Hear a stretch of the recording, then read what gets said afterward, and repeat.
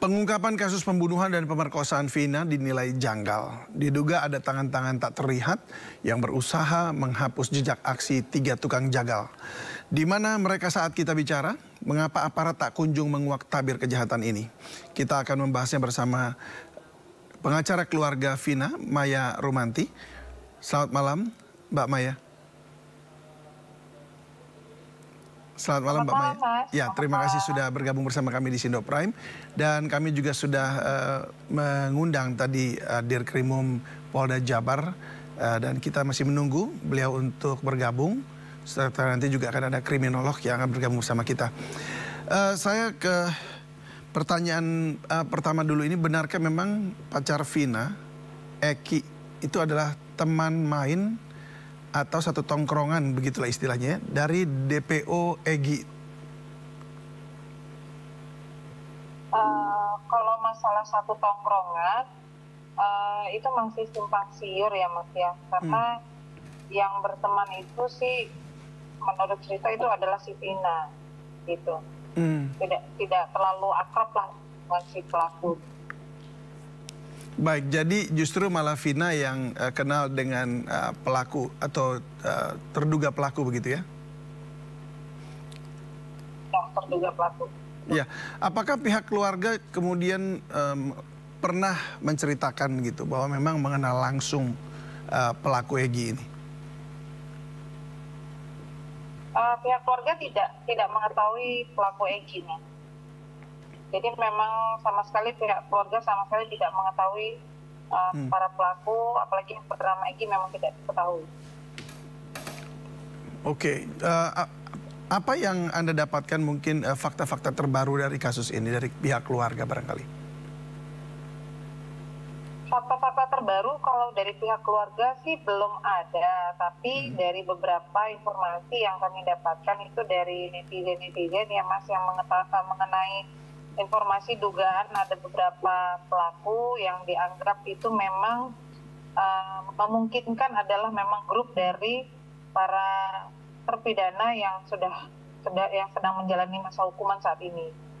Jadi saat ini memang kita lagi sama-sama membantu juga lah teman-teman kepolisian untuk bisa mengungkap siapa-siapa saja yang sebenarnya DPO ini. Karena kan DPO ini didapat hanya nama saja, tapi tidak tahu fotonya tidak ada begitu. Ya, itu yang menjadi pertanyaan kita dan sudah bergabung bersama kita Dirkrimum Polda Jabar, Kombes Pol Surawan. Selamat malam, Pak Surawan. Selamat malam, Mas. Selamat malam. Terima kasih Pak Surawan sudah bergabung bersama kami melalui sambungan telepon. Ya.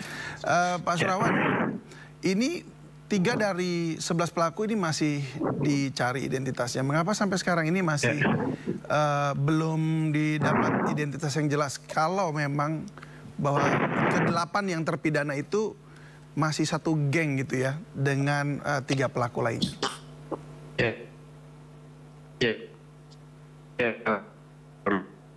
Halo, Pak Surawan. Ya, suara Anda masih terputus-putus, Pak.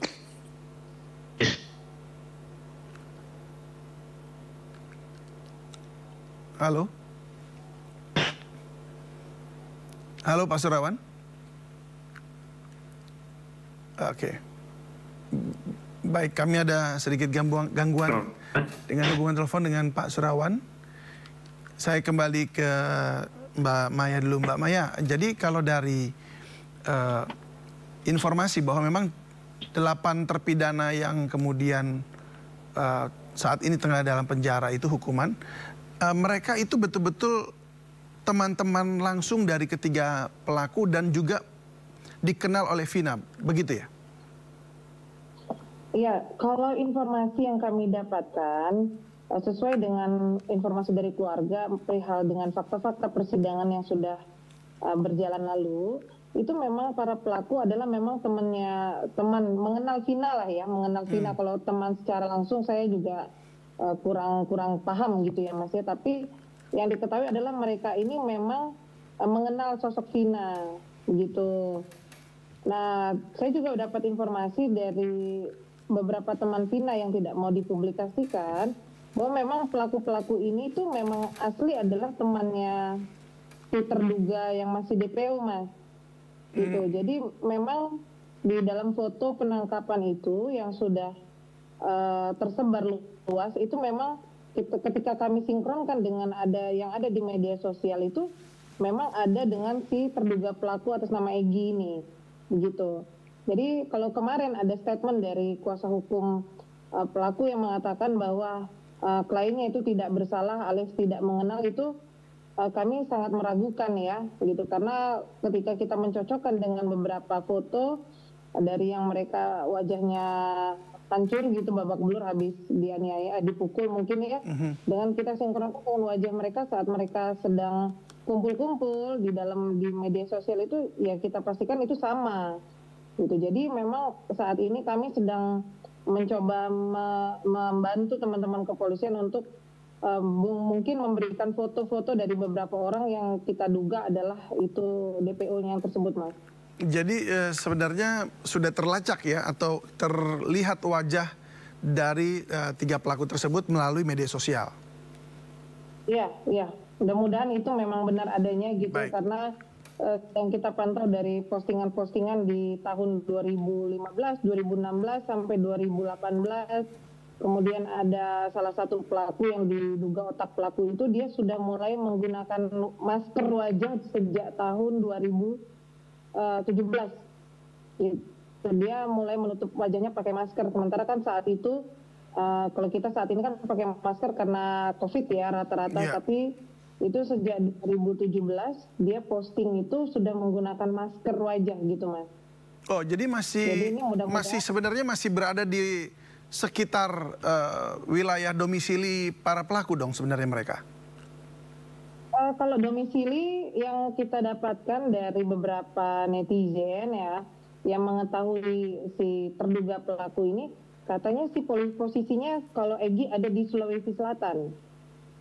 Di Sulawesi Selatan? Egy, ya, dugaannya ada, dan sudah menikah ya, dia sudah menikah, posisinya ada di Sulawesi Selatan.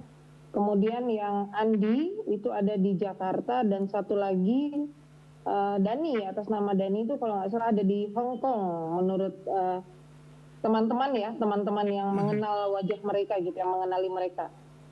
Kalau dari informasinya teman-teman tersebut, betulkah 3 orang ini kemudian masih ada kaitannya relasi dengan aparat begitu? Kalau ke situ sejauh ini mereka tidak mengetahui itu, Mas, tapi diduga si Egy ini katanya anak dari seorang anggota DPRD saat itu ya, orang tuanya masih menjabat anggota DPRD. Nah, ini yang lagi kita telusuri gitu, apakah benar orang tuanya si Egy ini dulu adalah anggota dewan di Kabupaten Cirebon. Baik ya, sebab ketiganya juga berasal dari wilayah yang sama ya, begitu ya? Betul. Asli dari sana, dan seharusnya memang data-data tersebut ada begitu tersedia dari mungkin pihak aparatur desa barangkali seperti itu. Pada saat itu ketika Anda juga sebagai kuasa hukum, Anda mendapatkan data-data tersebut nggak dari aparat desa? Gimana, Mas? Terputus? Baik, mereka kan berasal dari desa yang sama, dari wilayah yang sama di Cirebon itu, dan tentunya kan RT setempat atau aparat desa setempat kan memiliki data-data mereka. Apakah Anda juga mendapatkan informasi itu, data-data tersebut dari pihak aparat desa? Untuk saat ini kami belum berkoordinasi dengan pihak aparat desa ya, Mas, karena itu juga justru kita dapatkan dari hasil pemeriksaan para tersangka yang lama gitu. Jadi kalau seandainya itu memang benar alamatnya yang diberikan oleh para pelaku itu, harusnya kepolisian tidak sulit untuk melakukan penangkapan begitu. Namun tadi saya informasi lagi katanya tidak ada yang bernama itu, nama para DPO tersebut.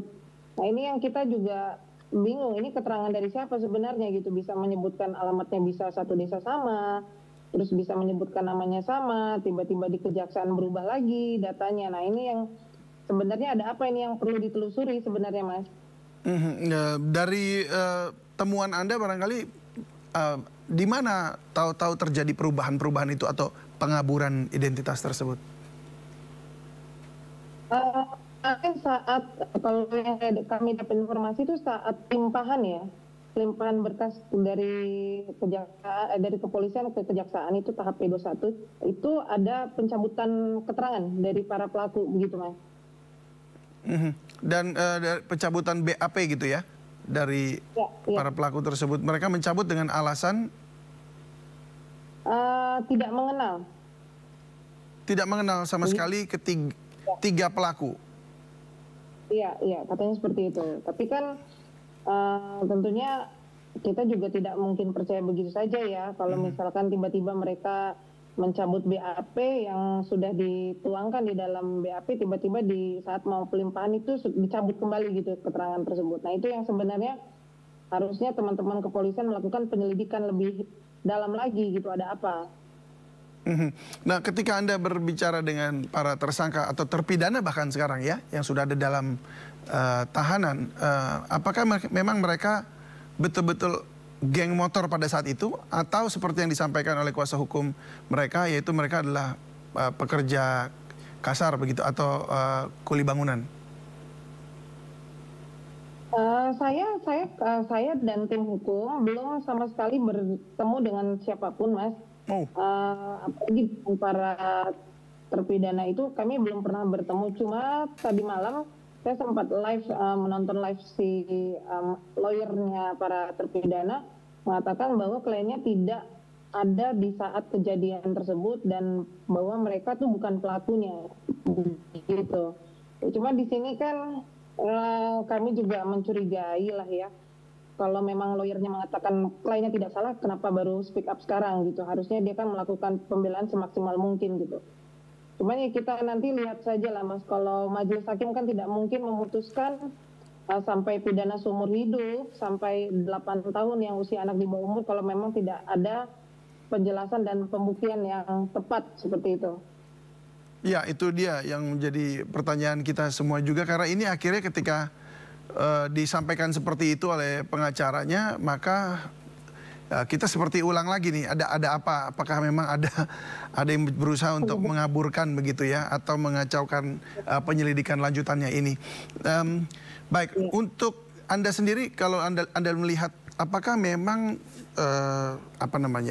relasi kuasa yang kemudian, bukan relasi kuasa, ada orang kuat di balik salah satu pelaku ini yang kemudian membuat semuanya jadi blur seperti ini? Kalau memang sih kalau yang kami dengar mengarah seperti itu ya, mengarah ke arah kekuasaan salah satu dari orang tua pelaku. Nah cuma ini kita belum bisa menyampaikan siapa gitu Mas, siapa. Tapi DPRD mana begitu? Atau DPR RI? DPRD atau DPR RI? Ini yang kita belum tahu apakah DPR RI atau DPRD. Ini saya sedang mencoba menggali lagi informasinya dari teman-teman almarhum gitu, karena memang sepertinya agak ada rasa takut juga mereka untuk menyampaikan dan khawatir untuk dipublikasikan gitu. Tapi saya coba meyakinkan bahwa mereka akan aman saja gitu. Yang terpenting memang informasi yang diberikan itu adalah benar seperti itu Mas. Baik, Mbak Maya, kita jeda dulu sejenak. Selanjutnya nanti kriminolog forensik Joyce Manurung juga akan bergabung bersama dengan kita. Kita jeda dulu sejenak. Pemirsa, Sindo Prime akan kembali usai jeda berikut ini.